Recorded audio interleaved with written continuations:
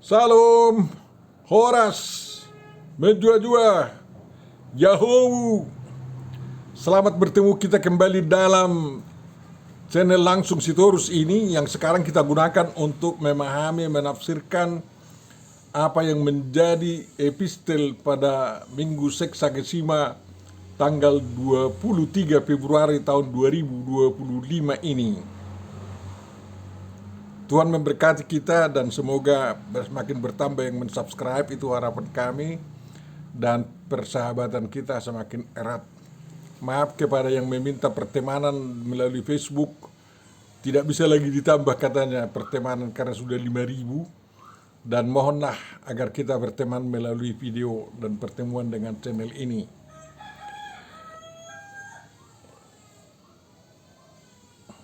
Marilah kita terima penyertaan dari Tuhan kita sebagaimana dikatakan oleh Paulus kepada Timotius dalam suratnya 2 Timotius 1 ayat 2. Kasih karunia, rahmat dan damai sejahtera dari Allah Bapa dan Kristus Yesus Tuhan kita menyertai engkau.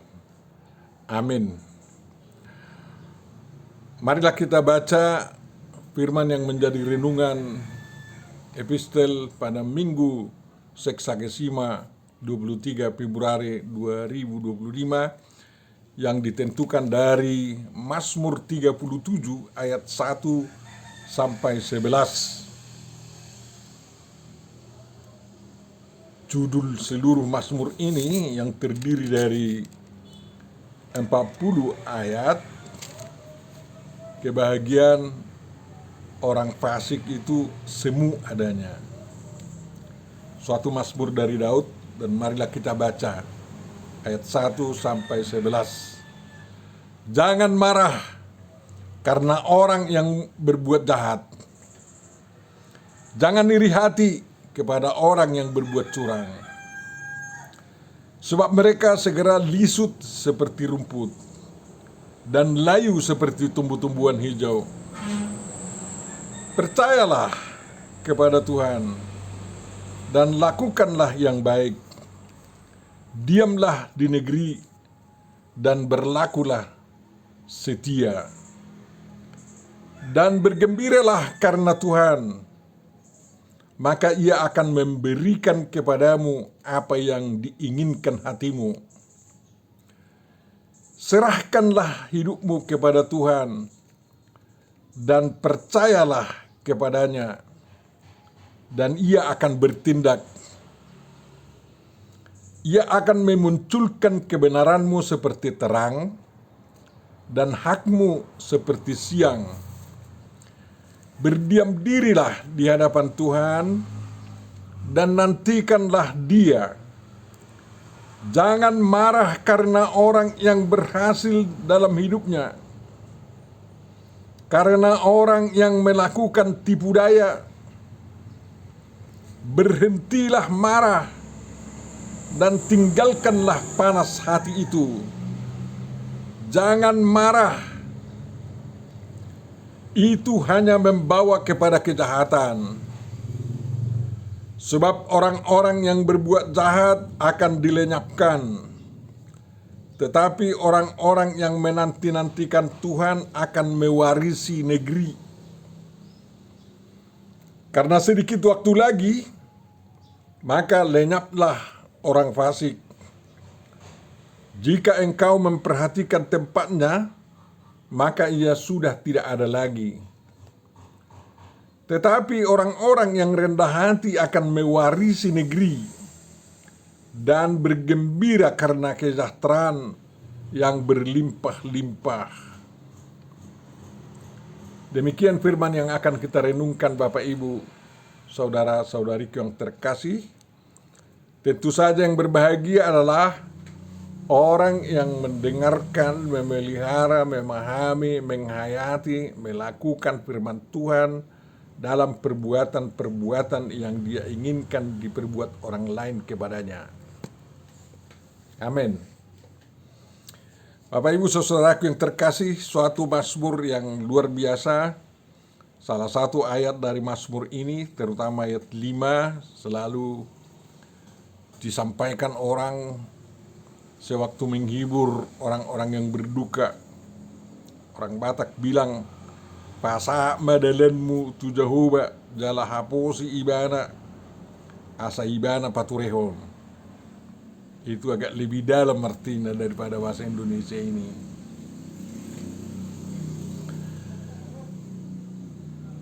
Mazmur ini mengajak kita agar tidak marah-marah. Lebih baik ramah-ramah.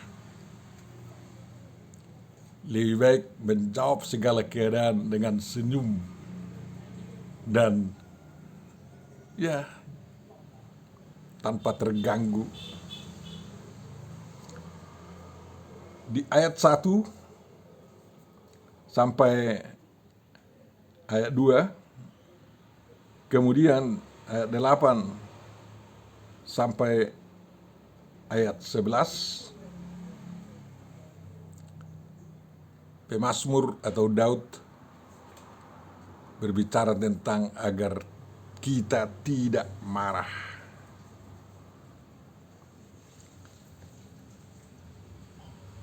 Enak itu tidak marah.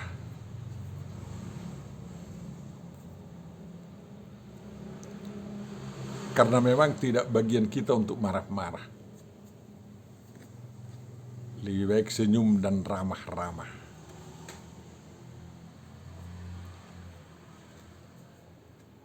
Kalau Anda menyadari diri Anda sebagai terang dunia, seperti dikatakan Yesus, atau sebagai garam dunia, maka kita tidak akan marah-marah melihat keadaan yang bagaimanapun. Kita tidak akan cemburu. Kita tidak akan merasa iri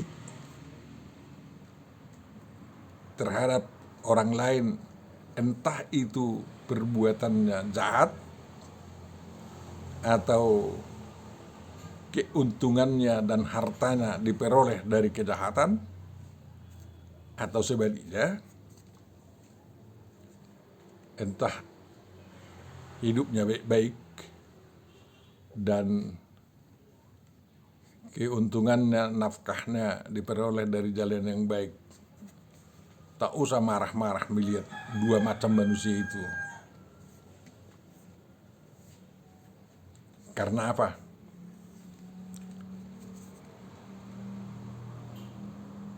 Kalau kita marah, kita tidak bisa menjadi terang kepada orang yang kita marahi. Kita tidak bisa menjadi garam bagi orang kita marahi, atau kita iri, atau kita cemburui. Padahal kalau terang dunia, ya, semuanya diterangi kan, tanpa pandang bulu. Dan memang garam pun begitu.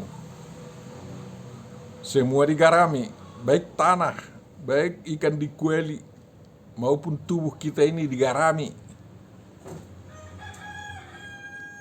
Jadi kalau kita marah-marah, kita gagal menjadi garam bagi diri kita dan bagi lingkungan kita, bagi orang lain.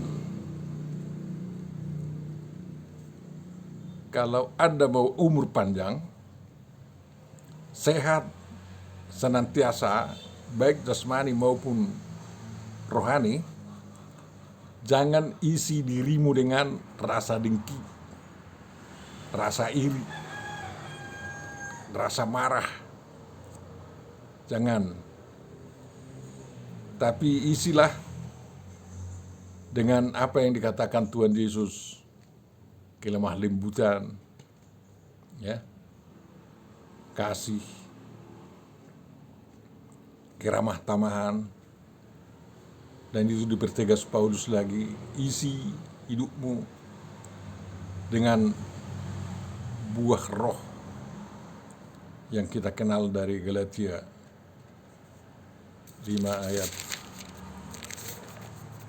22 itu, ya. Dan sangat indah kalau kita ulangi di sini. Mari kita baca Galatia 5 ayat 22 itu. Isilah dirimu dengan kasih, sukacita, damai sejahtera, kesabaran, kemurahan, kebaikan, kesetiaan, ayat 23, kelemah lembutan, penguasaan diri. Itulah kunci sehat jasmani, rohani, dan panjang umur. Dan orang sedemikian akan berhasil menjadi garam dunia dan terang dunia. Memang kita tidak dikatakan Tuhan Yesus sebagai udara dunia. Karena apa? Kalau udara tidak ada, bisa orang mati lewat semua. Kita tidak perlu seperti itu. Orang Kristen kalau tidak ada, tidak perlu mati seluruh dunia ini. Kalau terang tidak ada, bisa saja orang hidup dalam gelap. Kalau garam tidak ada, ya orang juga bisa hidup. Jadi kita juga orang Kristen ini harus memandang diri agar kita dibutuhkan manusia dan hidup dalam terang kita dan membutuhkan kita. Orang mengatakan jangan bikin dirimu seperti berlian yang hanya dimiliki oleh orang-orang kaya atau orang negara aja, ya. Segelintir orang saja yang memilikinya. Tetapi jadikanlah dirimu sebagai garam yang dibutuhkan oleh sebuah orang. Jadi agar kita bisa dibutuhkan oleh semua, baik manusia, baik hewan, baik tanah, ya, baik tumbuh-tumbuhan, kita tak usah marah-marah, tak usah iri hati, ya, tak usah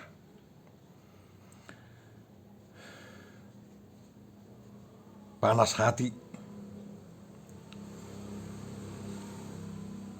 Seperti katakan pemazmur, marah itu bisa membawa kejahatan. Jadi Tuhan Yesus mengatakan jangan balas kejahatan dengan kejahatan. Agar tidak muncul niat jahat membalas kejahatan orang lain, dia jangan marah. Apakah kita harus biarkan kalau orang jahat? Tidak, pasti tidak. Kita memang security Tuhan di dunia ini, melihat orang-orang mana yang jahat, mana yang mana yang berlaku tidak baik. Kita menjadi security atau mata-mata Tuhan memperhatikan manusia, mana itu yang baik, dan mana yang memang jahat. Kalau kita tahu orang jahat, curang, jadi kita tidak perlu angkat senjata untuk melenyapkannya, enggak. Tapi bawalah di dalam doa. Sedangkan yang menjahati kita harus kita doakan. Sedangkan musuh kita harus kita doakan. Kan kayak gitu. Karena apa? Tuhan Yesus mengajarkan kepada kita bahwa pembalasan itu berada di tangan Tuhan, bukan hak kita. Dan memang sering Tuhan membiarkan orang-orang jahat itu sementara makmur, apa semua luar biasa, tak terpaidah, silau mata melihat. Tetapi pemazmur di sini tegas mengatakan, ya, bahwa orang yang berbuat jahat itu, orang yang berbuat curang itu, ya, akan segera lisut seperti rumput, akan segera layu,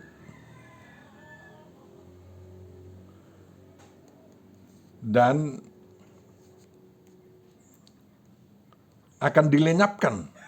Itu ayat 9. Tapi orang baik bagaimana? Kita yang tidak iri terhadap kejahatan orang, hanya menyampaikan mereka kepada Tuhan agar Tuhan bertindak, ya kita mewarisi negeri. Kita bisa bergembira dan mendapat kesejahteraan yang berlimpah-limpah. Itu luar biasanya. Dan itu tidak omong kosong. Ya, tentu saja harus ada kiat kita untuk bisa hidup sebagai orang yang akan mewarisi negeri. Kita harus punya kiat hidup agar bisa berdiam di dalam negeri dan berlaku setia. Kiatnya dikatakan pemazmur, kata kunci di sini adalah percayalah kepada Tuhan.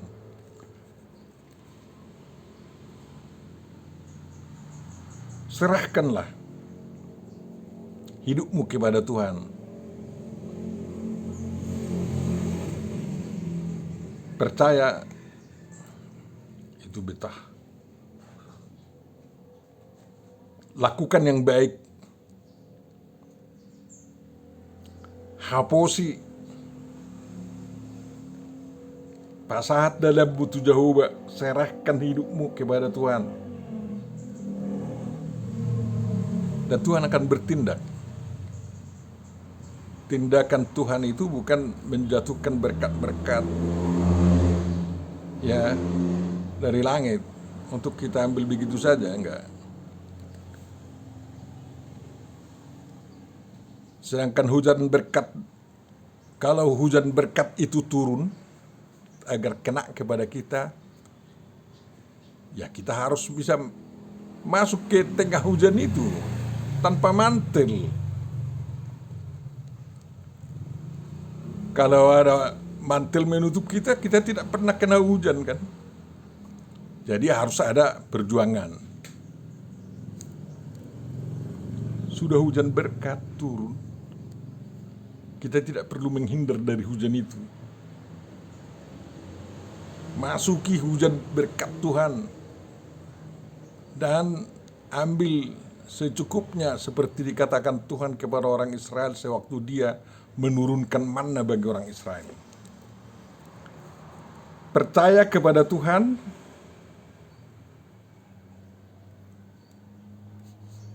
beriman kepada Tuhan, tentu saja mengenal Tuhan dengan sangat baik, bukan seperti iblis mengenalnya. Iblis percaya kepada Tuhan dan gemetar, tetapi tidak patuh kepada Tuhan. Makanya iblis selalu mendapat murka, menerima murka dari Tuhan.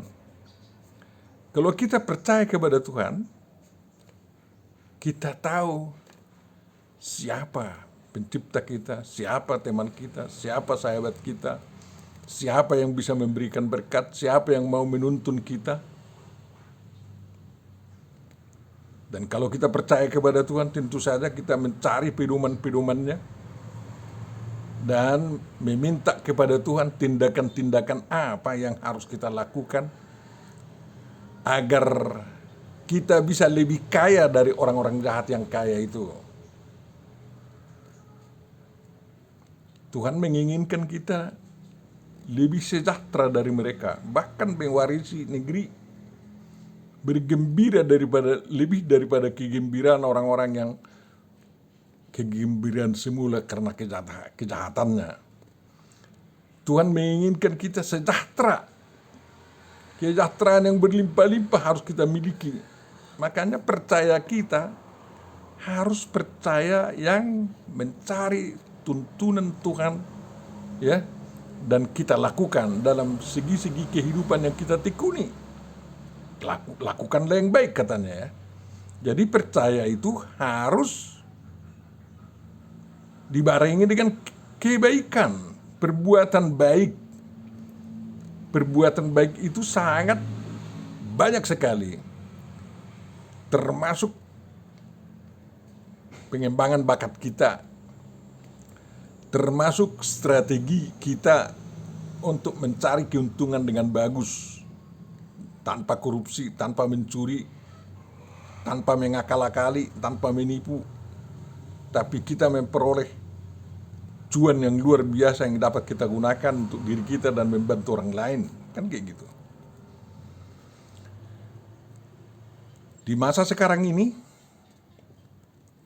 berbuat yang baik untuk makmur sudah bisa hanya dengan menggunakan HP dan otak. Kreativitas, itulah perbuatan baik. Saya tonton di TV, apabila Anda bisa berhasil menemukan suatu hal yang memberikan solusi bagi masalah kehidupan manusia, dan kau ciptakan benda dari situ untuk solusi itu, maka saudara, hasil karyamu akan dicari orang, dibayar orang semahal-mahalnya. Ya. Saya kenal seorang yang bukan dokter, bukan farmakolog, ya, mampu meramu obat herbal untuk obat lambung, ya, obat herbal asli. Itu keahliannya, karena terlalu banyak orang sekarang ini berpenyakit lambung yang disebabkan oleh makanan-makanan instan itu. Makanya lambung selalu bermasalah. Setelah setiap orang yang tahu tentang dia yang memberikan obat lambung secara herbal tanpa mengganggu kepada tubuh yang lain, dia dikejar. 6 hari dia terus membagi obat kepada orang-orang yang datang.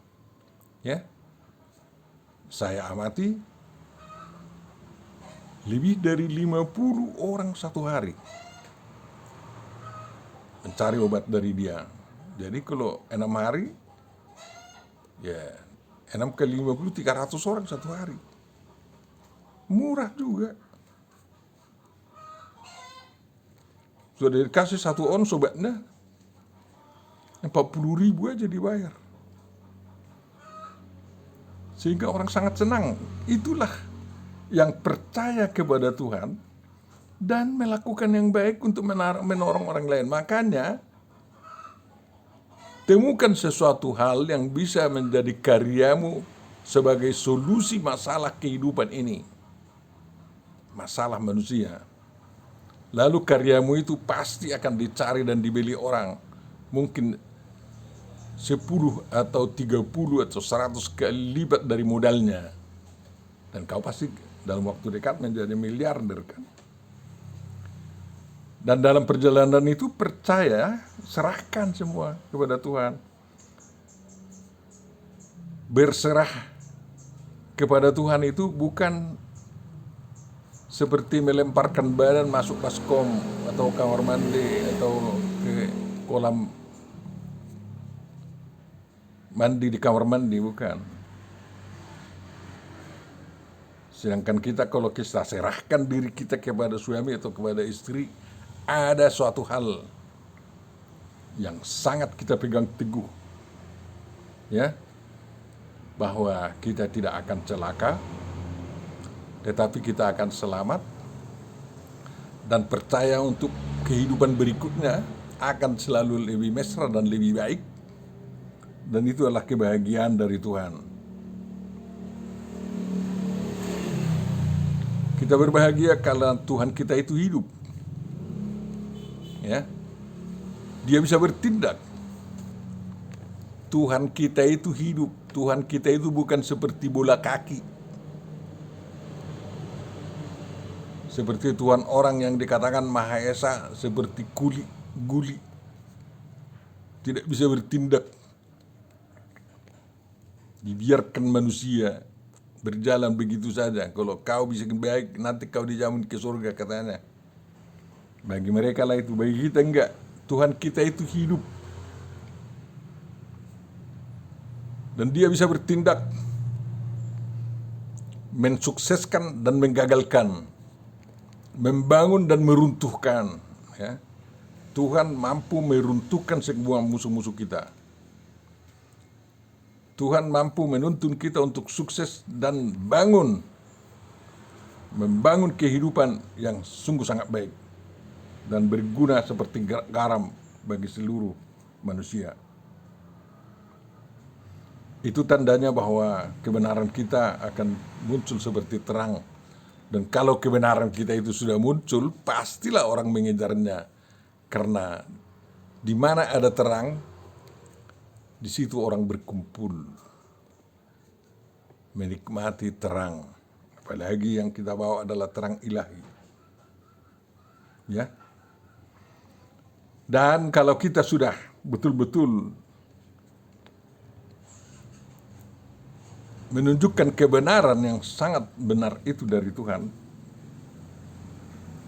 tentu saja hak kita akan tegak seperti tegaknya siang hari.